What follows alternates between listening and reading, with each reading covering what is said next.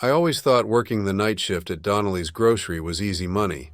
It wasn't a busy store, just a small, family-owned place tucked away in a quiet part of town. Most nights, I'd spend hours stocking shelves, cleaning aisles, and occasionally helping a rare late-night customer.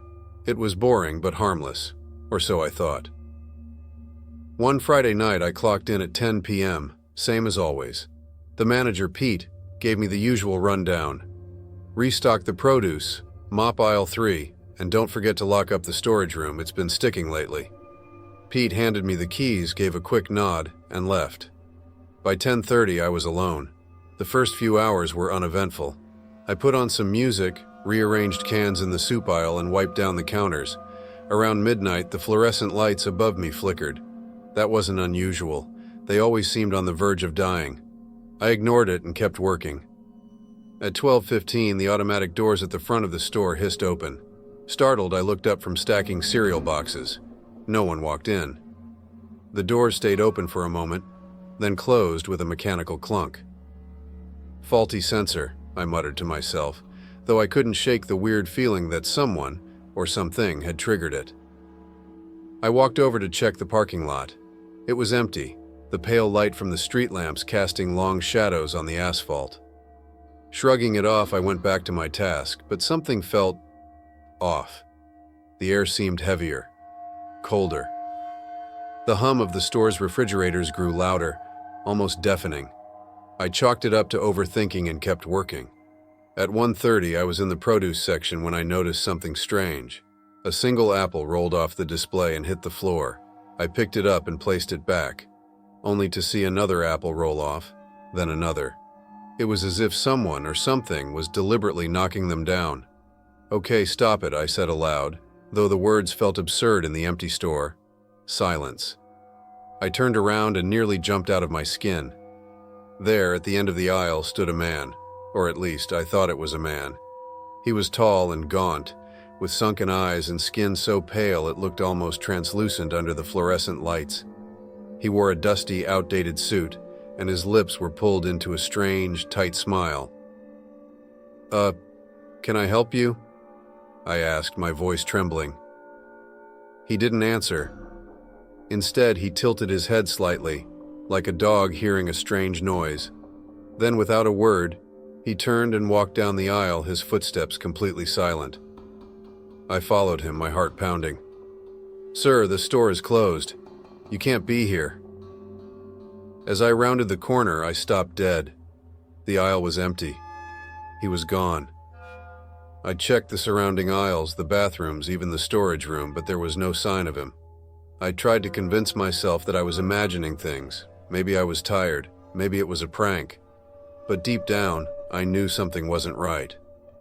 At 2 o'clock, the store felt eerily quiet. The usual hum of the refrigerators seemed muffled, almost as if the store itself was holding its breath. Then, I heard it. A faint rustling sound coming from the cereal aisle. Gripping the handle of the mop I'd been using, I crept toward the noise. The aisle was empty, but a box of cereal lay on the floor. Its contents spilled out.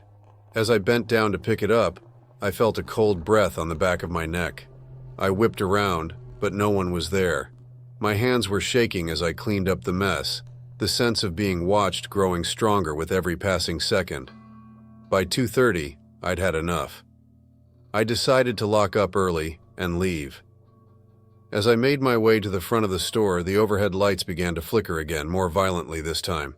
The automatic doors hissed open and closed, as if they were struggling against some unseen force.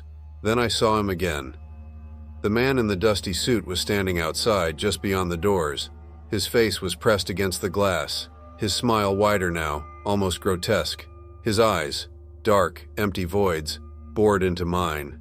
I stumbled back, nearly dropping my keys. "Get out of here," I shouted, though my voice cracked with fear. He didn't move. Instead, he raised a hand and pointed at me. His finger, unnaturally long and thin, traced a slow circle on the glass.